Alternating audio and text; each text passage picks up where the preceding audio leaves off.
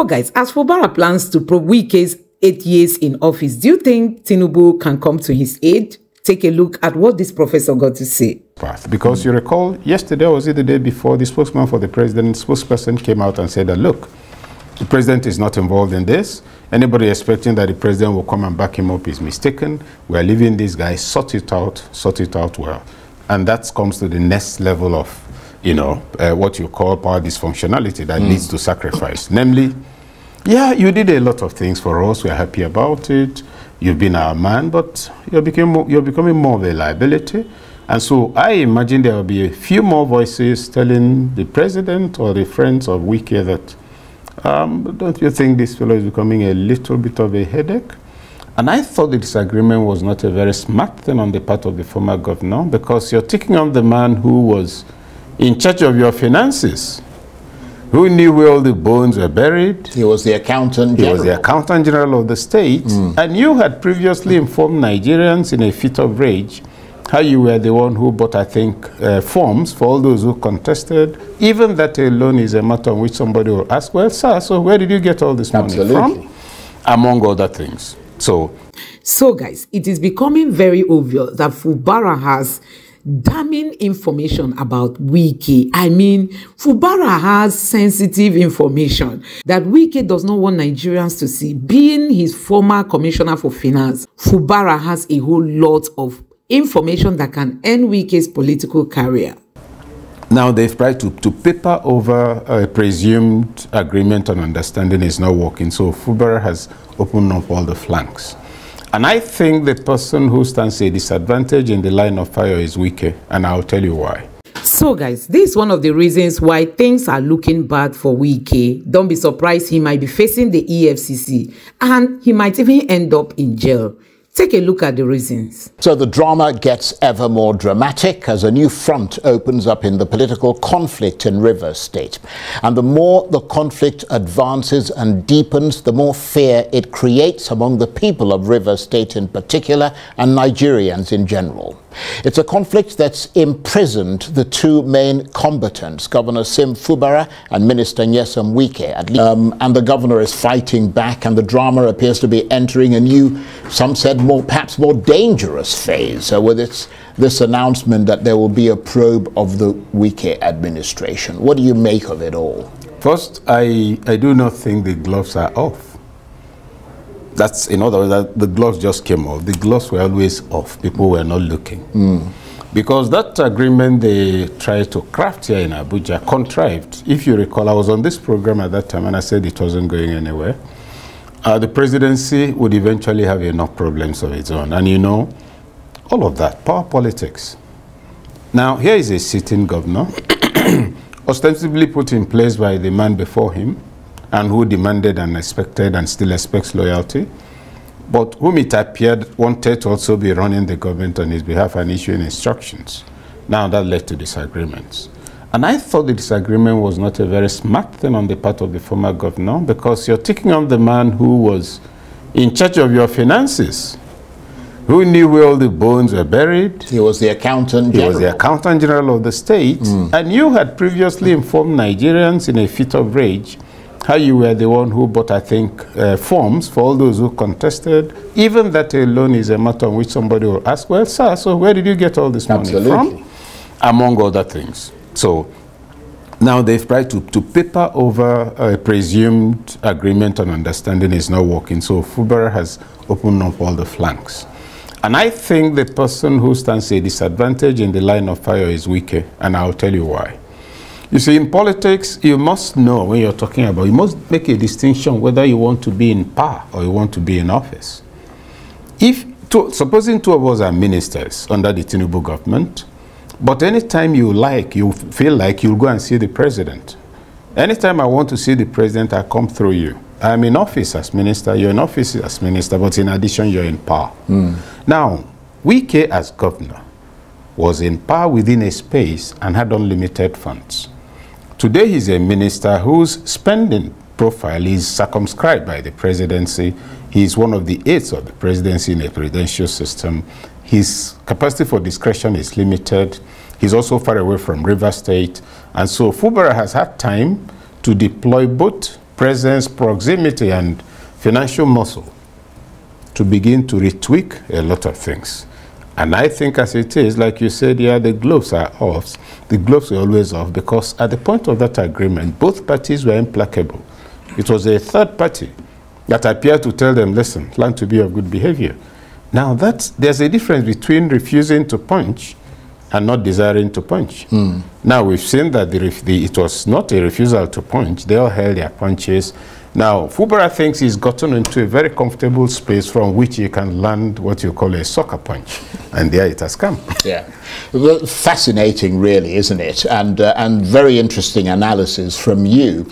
So it sounds like not only is, I mean, as you said, the gloves were always off, but I mean, it sounds like, at least publicly, Governor Fubara is now not only asserting himself in a much more muscular way, but it sounds as if he's unequivocally rejected any sort of compromise between himself and his political godfather, Nyesom Wike. And that means it's a completely different kettle of fish. Totally different kettle of fish. It's what you call in local parlance, fight to the finish.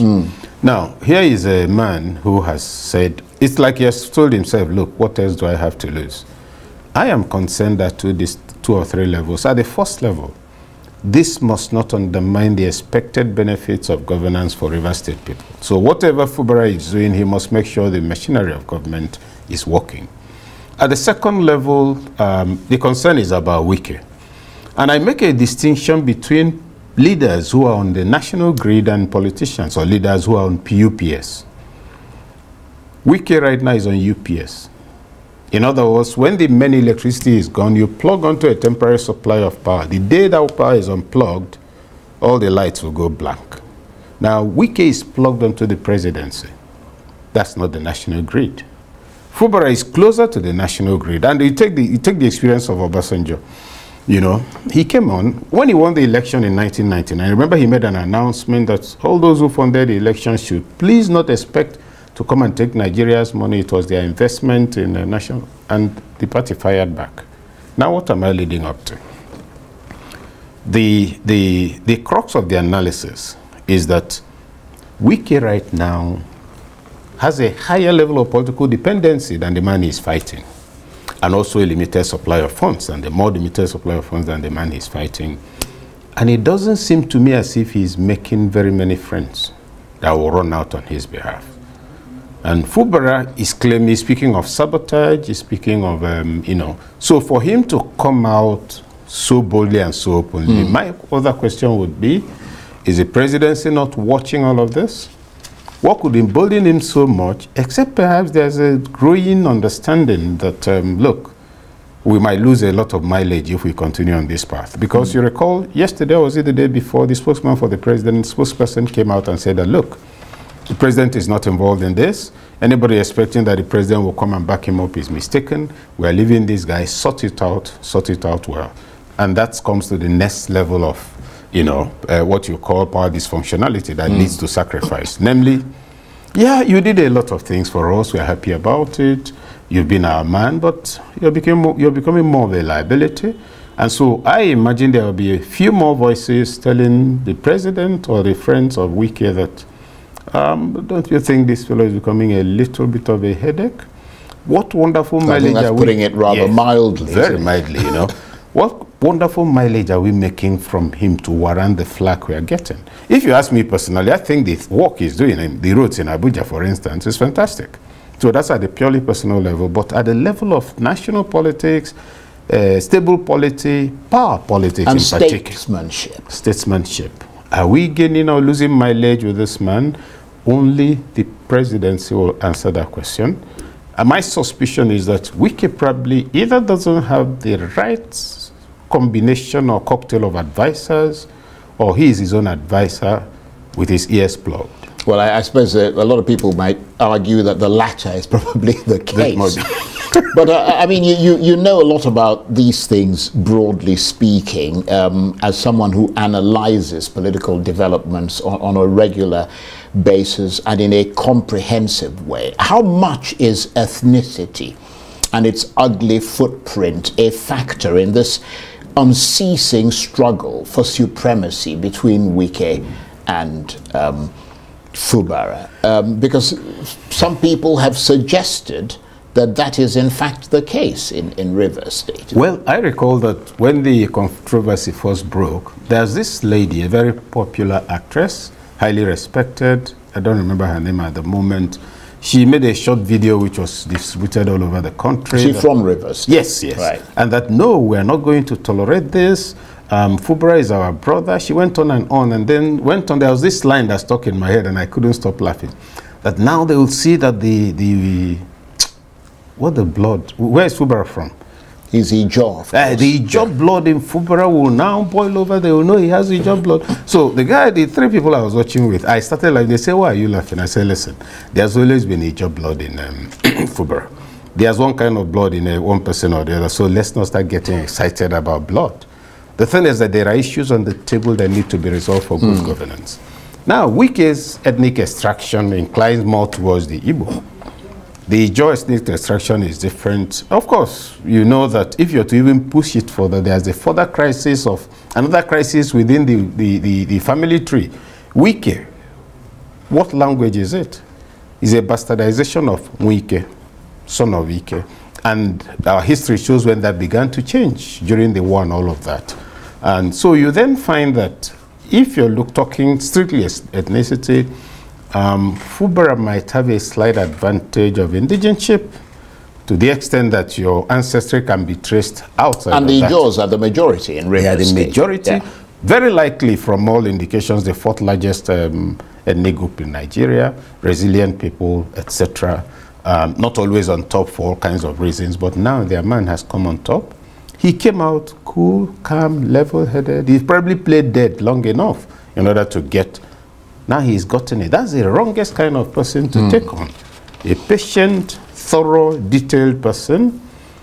That agreement is signed. I was on this program. I told you it wasn't going to take anybody anywhere. Well, let's talk about that agreement a little bit, very briefly, because we want to talk about other things. That intervention by President Tinubu that resulted in both sides putting their imprimatur on that agreement. Yes.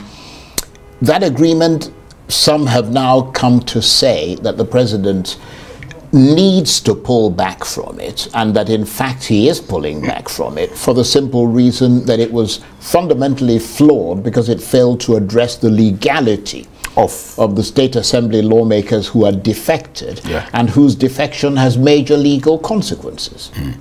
No, it was fairly obvious. The document was painfully, in my view, scandalous. It didn't have integrity as an attempt to resolve a serious issue. The parties could have been assumed to have been given this document to sign, not that they sat together and put it out. If the law, all the way from the court of first instance to the Supreme Court, has said that when you leave a political party, you lose membership. In other words, you cease to be an elected representative of the people since you've left the platform on which they elected you. To that extent, would it be ridiculous to expect that the matter will end on a scrap of paper that has neither, judicial nor political significance? And so what many expected after that document was that people will go, settle out of court, get out of this and say, listen, there's no way for this, there's no way for this. We begin negotiations, we begin to think of. That didn't happen. People were holding on to very strong grounds, wrongly so. And so what it has led to is that the porosity of that agreement has emerged, and Fubara is now bringing in the full weight of the law. And nobody seemed to have learned anything among the lawmakers because many were strengthening the very loyalties that led to this agreement and that led to the frivolous document. And so you're now saying, well, fine, you guys are no longer lawmakers. But that's where he has to be careful. Because, you know, there's a subsisting judgment, and then it had to do with Ladoja sometime in it's held in the judiciary that the House cannot sit and be seen to be sitting in any location other than where it's supposed to have its business. Yeah, but some would argue that that part of it is secondary. I mean, the primary thing is who are the people who are actually... Oh, no. I thought I already settled that. Right. That those who are to sit is settled by the fact that those who have defected are no longer by lawmakers. Right. But let me pursue that side of it. I mean, I know you're not a lawyer, but you are a legal expert and you're a political analyst, and the two kind of, in this particular case, they're rubbing up against each other. The question that is still being asked is whether the loss of their seats as a result of their defection is automatic, or would their seats still need to go through the process of being declared vacant and their continued presence in the House of Assembly unlawful by a court in order for that constitutional provision on defection to properly take effect? I'll take it from this angle. There is the law, there is jurisprudence. You know, yes, I'm not a lawyer, but I taught jurisprudence for students of law. And you usually look for the spirit of it. If you say, I'm now no longer in a position to occupy this seat, what in substantive terms are you saying? The question is, does it become automatic? Does there have to be another pronouncement? And my question, my response to that will be, what is the intendment of the Constitution in saying that by action A, B is the consequence? There is no conditional, yes, B is the consequence if. There's no if.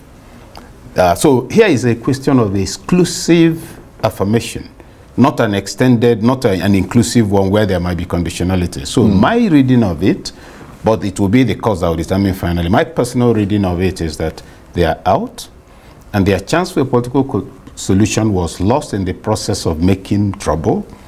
And to that extent, and also from the angle of power politics, is likely to be in the interest of all parties concerned to bury them. Because the question will be, who can we sacrifice at the moment? If you say you want to sacrifice Fubara, you will have an ungovernable River State. If you say you're going to sacrifice Wike, it will appear to be unfair given the job he did for them, good or bad. So what kind of soft landing would you find for him? That sort of thing might work. But where there is real concern and source of terror will be that probe. Well, yes, absolutely. And we'll get to that in a little bit, hopefully, again, before we end the chat. But what about the political parties, the APC and the PDP? How do you assess their role in all of this? No, I thought PDP already took its position from day one. The moment they defected, they said, look, you're no longer members of our party. And I don't see the party trying to backpedal on that or backtrack. APC, too, has not done enough to offer them protection. I think they were a bit laid back about that. It presents the PDP with the opportunity to take itself seriously. The challenge we've been having with the opposition is that you don't really have a political opposition. You have members of parties other than APC that make comments on national issues, usually not in favor of APC, but there is no structured response. If I was part of the PDP, what I will do is to develop a structured response, call a party meeting that unfortunately we've lost some members. Please, let's start preparing for election so that we win back those seats. Right. Now, let's talk about that election bit. I was hoping you'd get to it. The Electoral Commission, INEC, should they have waded into the crisis, as some have suggested, and declared the seats vacant and started moves towards organizing an election? Or are they right to hold back and wait for a judicial pronouncement on the matter? I imagine, I may be mistaken, but I imagine that it would be the duty of INEC to wait for a judicial pronouncement. Yes, yes, that would be the reasonable thing to do.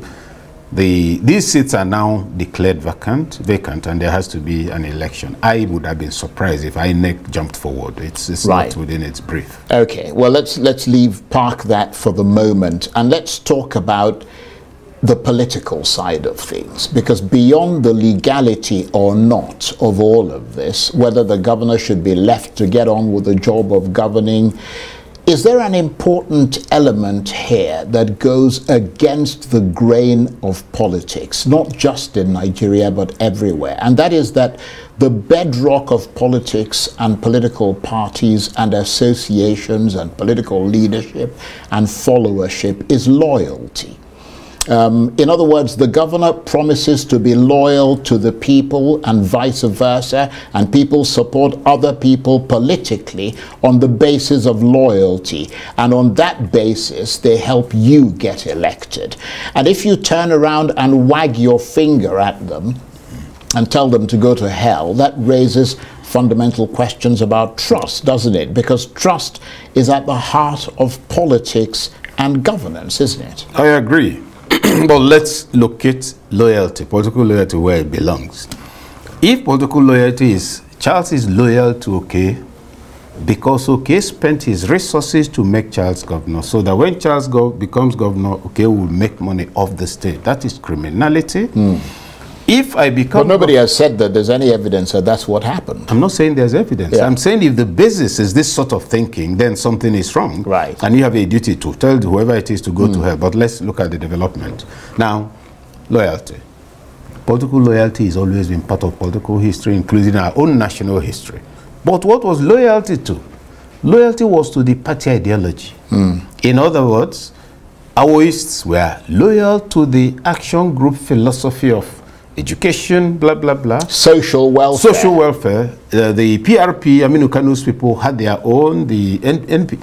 So, Godfatherism was a process of nurturing a replacement generation that would drive the philosophy. And the ideology. Thank you. That's a very solid and you point. see that there's a link. If you take it to the religious tradition, your godfather, his business is to ensure that he monitors you and that you keep to the faith. That's why he could sometimes come and flog you, or the parents will report you. He's your guardian angel to ensure you're on the right track spiritually. Now, the godfather, the person and Ahmadu Bello will recommend to Ezek or an opera will be somebody who, oh yeah, that young man, in the next 5 years, he could be party secretary. Now, that's godfatherism. That's loyalty to the ideology. But you have a bunch of highwaymen who broke into the political arena, took violent possession of the state, because these other people I mentioned, they created GRAs for the, without intending to embarrass you. Your father, your family lived in Opera Avenue in Umuahia. Emma Opera didn't have a plot of land there. That was exclusive GRA. The one Hassan Katsina created in Kanu, another had Hassan Katsina, no, the Pamsek 2 plots. Now you have a new, I said, highwaymen who sprang onto the political arena. Anything in sight, including people's chicken, they pluck. To that extent, then, loyalty becomes, this thing I've taken, I like to keep it. Not only am I keeping some, but I like to keep the flow continuous. So please stay there. Let me use your hand to keep plucking pear from the fire. Now, that's where I would say this loyalty is mandatory. Yeah. But that has become the order of the day, the norm in this country. So given that, and in a country where obfuscation is the order of the day, and the rich and powerful get their way either through the courts or through the sheer size and strength of their political muscle, do you think it is possible that Governor Fubara may end up being removed through some underhanded means? Well, his election is consolidated at the Supreme Court. So whatever like impeachment, the impeachment has to be by a viable state assembly, for which there's none at the moment, and he's trying to reconfigure it, and everybody must be weighing his options. Fubara is sitting on the state that gets probably the highest monthly earnings from oil, and the oil is still flowing, and it's spent at his discretion, and he handled the funds. He knew how he knows what he can do with money.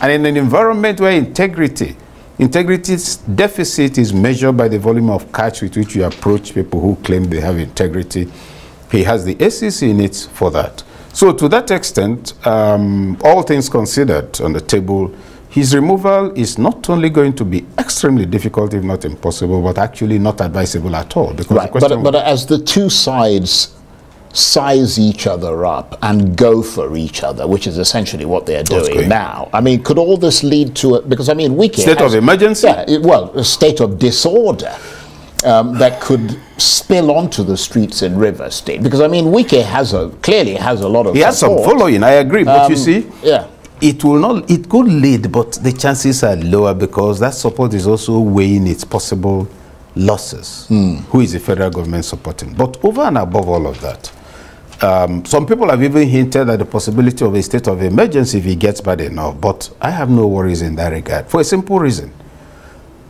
Probably somebody who has mental issues is the person who will declare state of emergency in Rivers State. You'll be routed. The losses to the national security forces will be humongous. It's a risk nobody can afford. Totally. Every day you get reports that, oh, we've destroyed 17 illegal refineries, right? 3 weeks later, you destroy 50 in the same environment in a land area that in some communities are slightly about the size of Hilton in Abuja.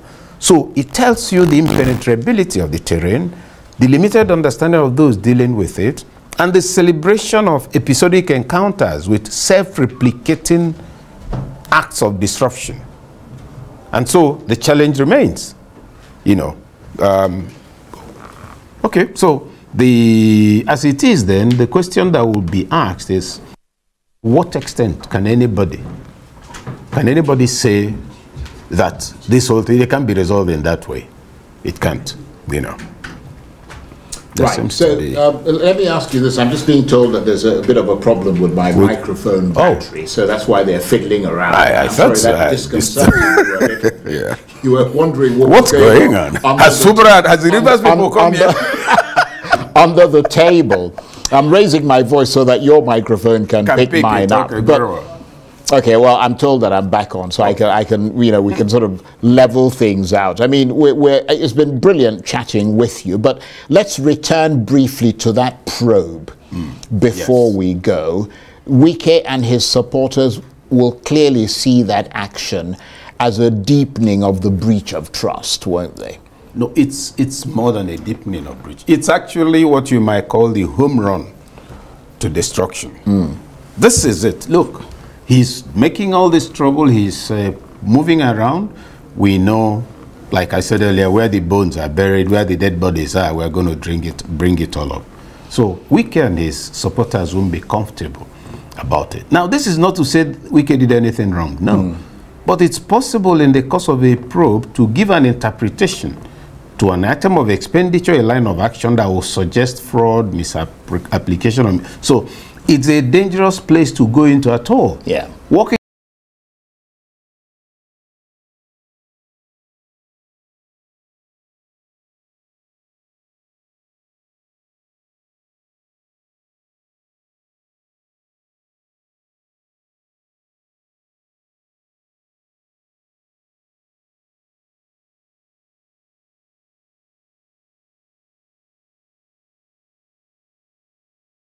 Yes, Fubara said he was pushed to the wall, that he exercised a whole lot of patience, but he now realized that the patient wasn't yielding anything positive and that he has taken his stance. There is no going back. So guys, you can see that it is clear. Fubara is telling the whole world that let nobody blame him should anything even happen to Wike in terms of him being prosecuted, because he's going to investigate his 8 years in office. Fubara is saying he tried to exercise patience in all this, you know, stormy period. But he now realized that his patience wasn't yielding anything because there were people who were out to frustrate him. Now he has made a U-turn. No more patience. He said this time he's going to go out bare. He's going to come after Wike. He's going to ensure Wike is probed, exposed, and then he's going to face the law.